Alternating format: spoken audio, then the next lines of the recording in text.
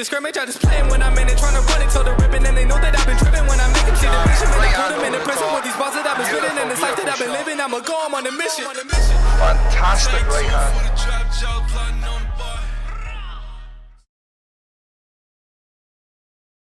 Gloves Red, Craig Cameron here with Kieran Smith.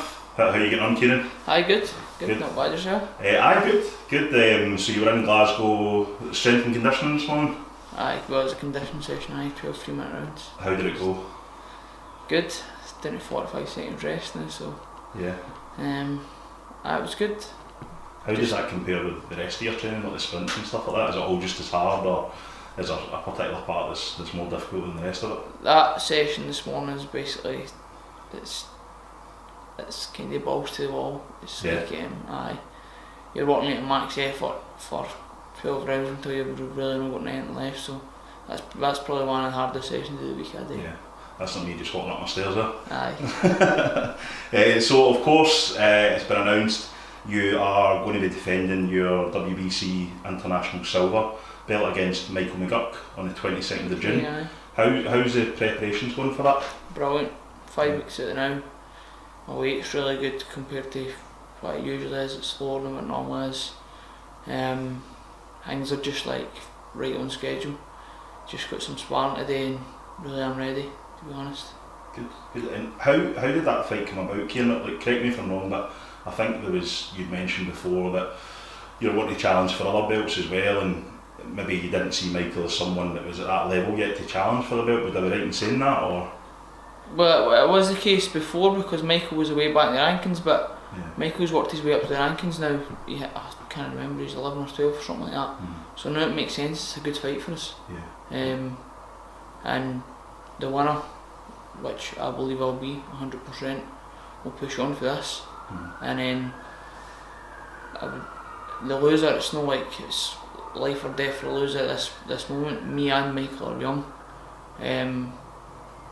You can go and challenge for like the sort of belt that I've got now again, you know what I mean? I think it's a compliment to the both of you that you're taking this fight as well, because I feel that there's a lot of boxers, British boxers just now, that are just so obsessed with trying to protect that zero, you know. Well, that's no boxing, is it? No. Let's face it, that's no boxing. People will come buy tickets for this fight like a lot easier than what they would for a fight that you're talking about, like just a guy fighting some journeyman or something like that. You can't really get yourself up to fight for fights like that as well. I always train hard, but it's not the same buzz, you know what I mean? As when you're fighting somebody else who's, well, Michael's 12 and 0, 11 and 0, 12 and 0 or something like that. 12 and 0, yeah. It's like he brings a threat, you know what I mean? He brings a threat to the table, whereas you're fighting a journeyman, you've got nothing to gain, everything to lose. Whereas, like, I beat Michael McGurk, like I push on for here, big time. And the two of you signed for MTK on the same day, didn't you? Was that? No, I think got released the same day, but was it just released the same day? Aye.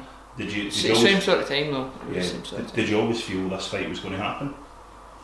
Well, I didn't know because the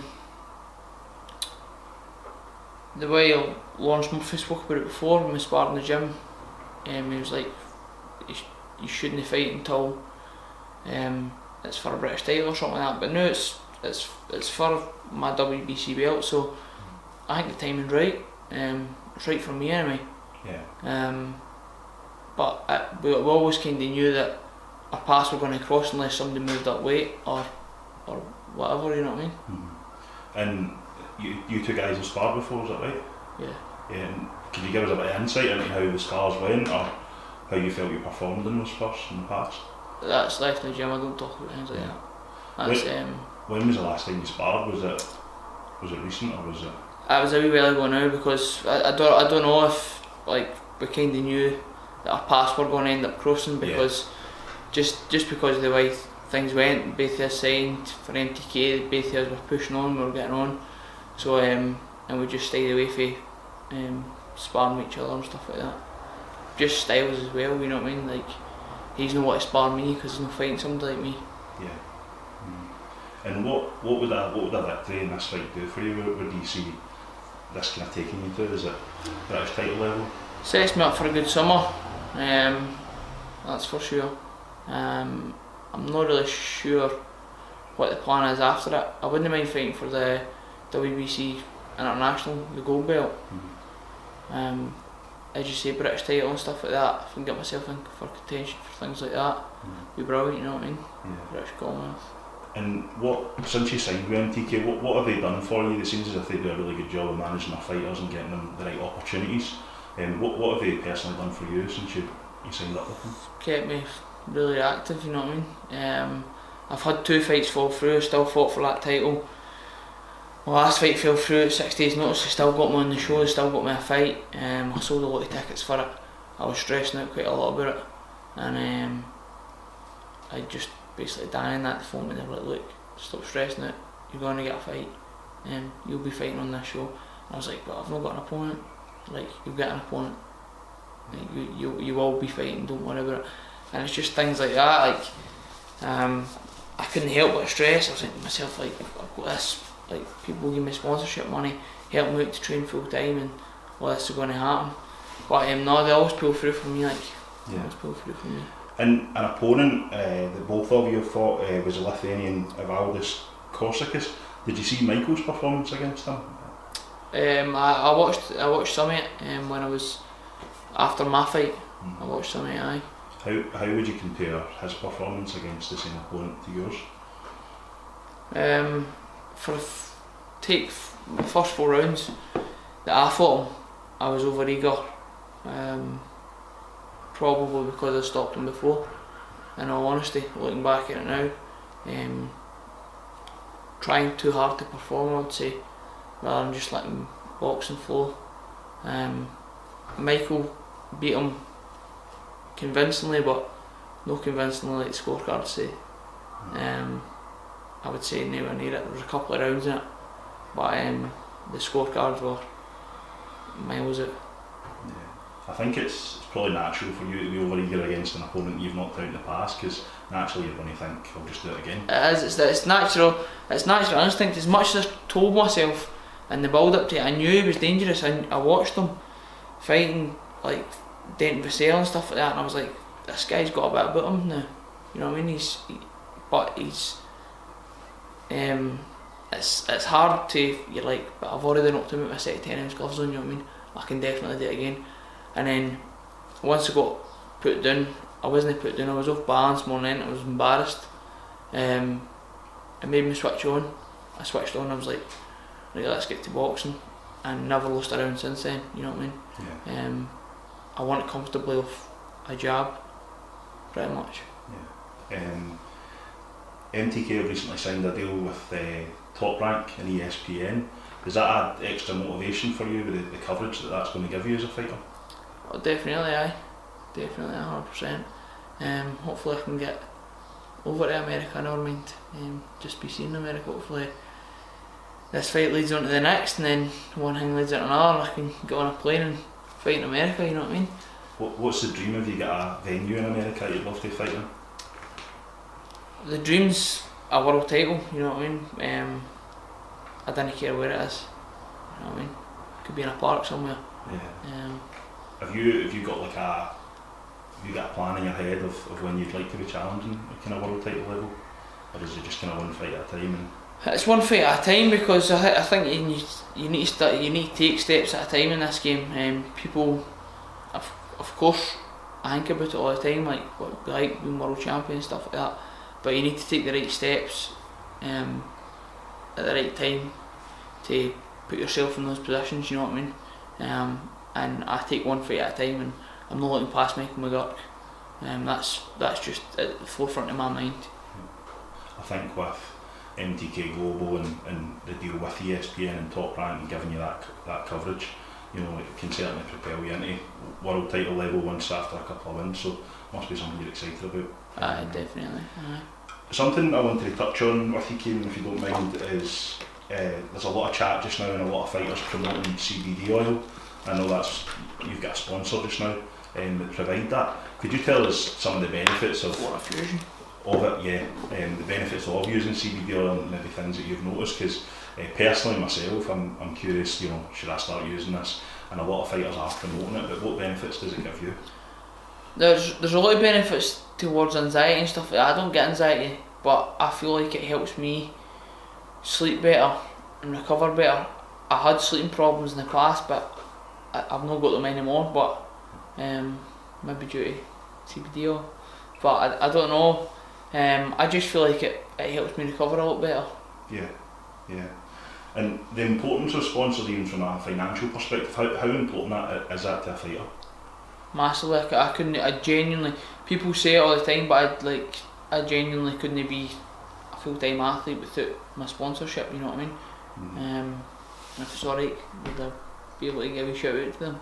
Yeah, of course. That's alright. Yeah. I just want to say a big massive thanks to Ricky Flanagan, Livingston Physiotherapy, Atlantis, Young's Corporation, Initiate Clothing, Flora Fusion, my Uncle Jamie at GBLA, District Nightclub in Glasgow, and Carter Bills. It's a lot of sponsors. It is, and that's like I don't take the mick with sponsors. Like I didn't ask people for loads and loads of money, you know what I mean? I just ask for bits and bobs of what I need, just to keep me going.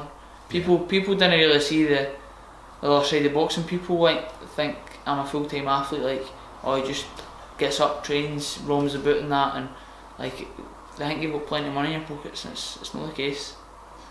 Yeah, I totally agree with you. I think a lot of people are just assumptive and they think full-time athlete and they must have money, and you're like, you know, a lot of fighters. People think I get paid every week. Some people think I get paid every week, like as if it's just a job, like as if I'm a football player or something, like I just signed on, they just get money all the time. You get thousands every week. Aye. You know what I mean? So something I wanted to touch on, is the day of the World Boxing Super Series.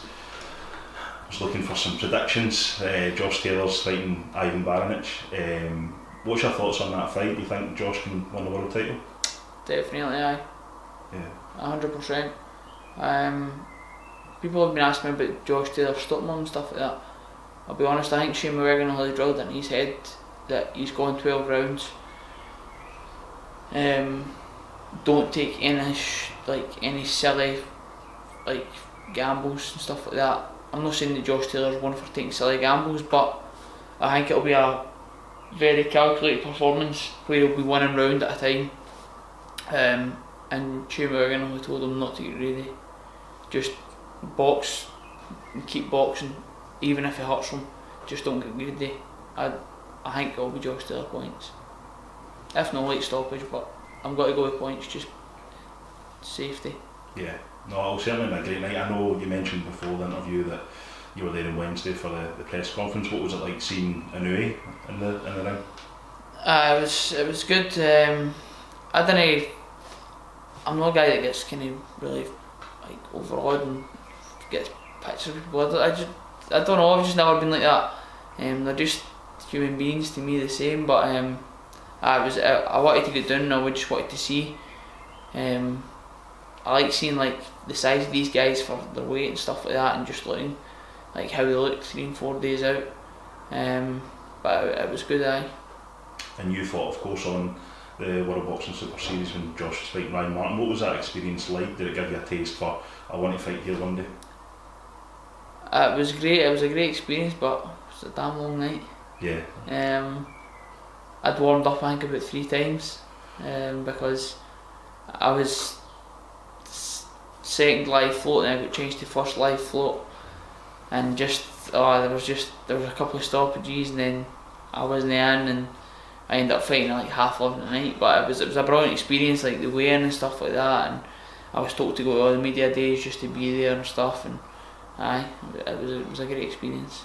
And does it give you a taste for, I want to fight here one day, I want to fight for a belt? Yeah. Of course.